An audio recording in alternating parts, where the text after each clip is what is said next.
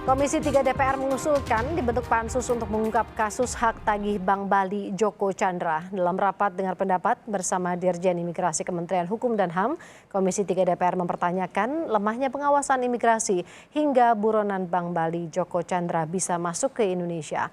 Komisi 3 DPR menilai lolosnya buronan Joko Chandra hingga dapat membuat paspor dan KTP di Indonesia juga melibatkan sejumlah orang dan instansi. Komisi 3 DPR pun berencana membuat pansus untuk mengungkap peristiwa ini.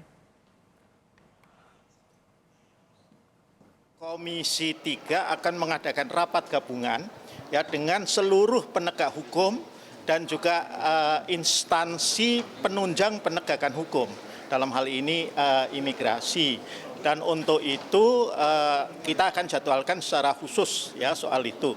Bahkan tadi diusulkan untuk membentuk pansus Joko Chandra yang tentu nanti kami akan rapatkan dulu secara internal ya. Oke.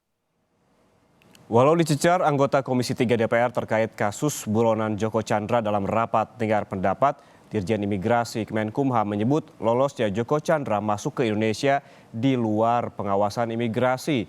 Dirjen Imigrasi Kemenkumham Joni Ginting menyebut Joko Chandra masuk Indonesia melalui jalur penerbangan domestik.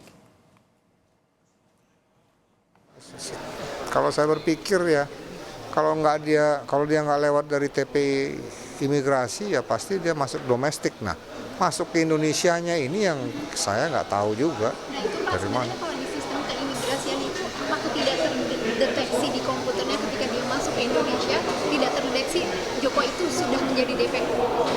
Enggak, kan kalau dia masuk domestik, kalau dia domestik seperti dari Bali masuk ke Jakarta, dia kan nggak lewat imigrasi.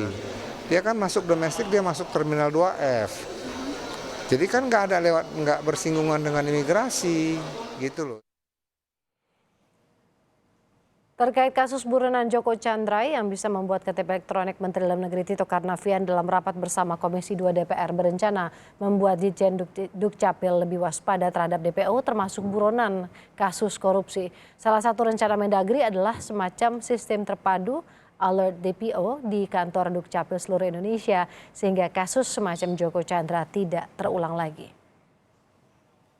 Tapi saya juga minta kepada Pak Dirjen Dukcapil jajaki kemungkinan kerjasama dengan aparat penegak hukum, ya, termasuk imigrasi, untuk membangun semacam sistem seperti yang disampaikan Pak Johan Budi tadi, sehingga bisa mengalert kita ketika ada yang dijadikan buronan atau DPO, red notice dari Interpol, mereka masuk ke dalam sistem pelayanan Dukcapil, langsung sistemnya akan mengalert, sama seperti kira-kira imigrasi teralert ketika ada orang yang red notice, yang buronan Interpol.